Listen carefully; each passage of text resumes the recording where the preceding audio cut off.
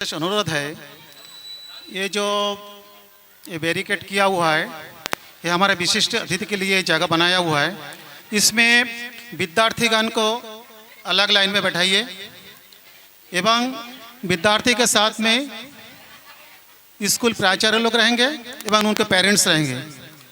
और जो अतिथि लोग आए हुए हैं वहाँ बैठे हुए हैं, कृपया इस साइड में आके बैठ जाए, नहीं तो डिस्टर्ब हो रहा है। जो हमारे विशिष्ट अतिथिगण हैं उन लोग यहाँ बैठेंगे। कृपया हम लोगों को सहयोग कीजिए ताकि हम लोगों का जो व्यवस्था है वो करने में सुविधा हो।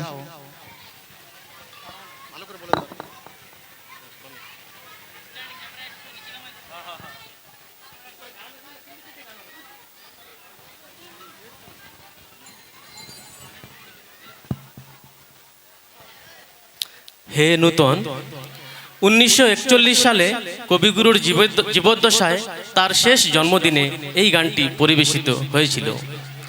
কবি প্রণামে, রচনা ও অদিতি, তোমার ছবি নীল আকাশে।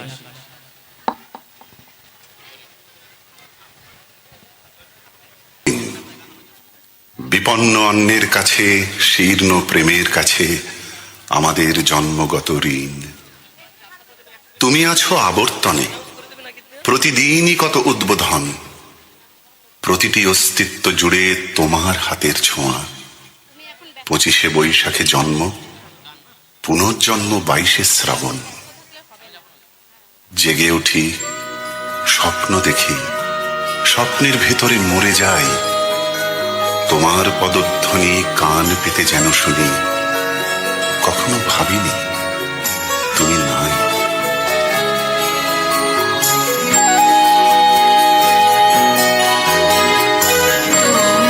ছবি নীল আকাশে, সবুজ ধানের খেতে, তোমার ছবি কুড়িয়ে পেলাম একলা পথে যেতে।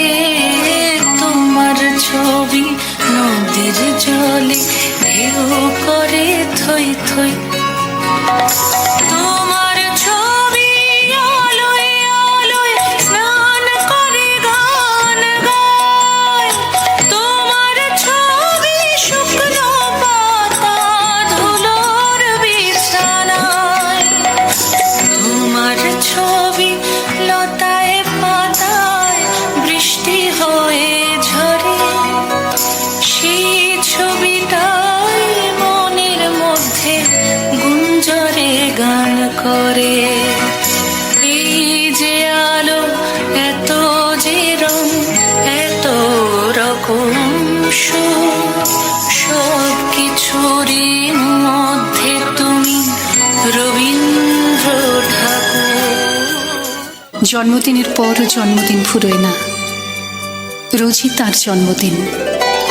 25শে বৈশাখ রোজই, প্রতিদিন প্রতিনিয়তই তার সঙ্গে আমাদের চলাফেরা, মেলামেশা।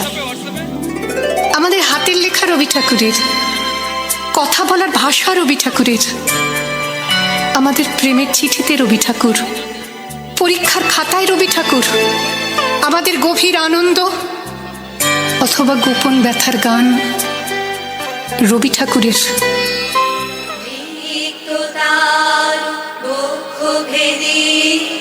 আপনারে করো উন্মোচন, রিক্ততার বক্ষ ভেদি আপনারে করো উন্মোচন।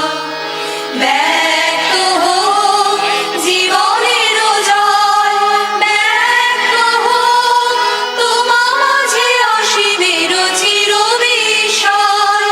ব্যক্ত হোক জীবনের জয়, ব্যক্ত হোক তোমার মাঝে অসীমের চির বিষয়। উদয় দিগন্তে শঙ্খ বাজে,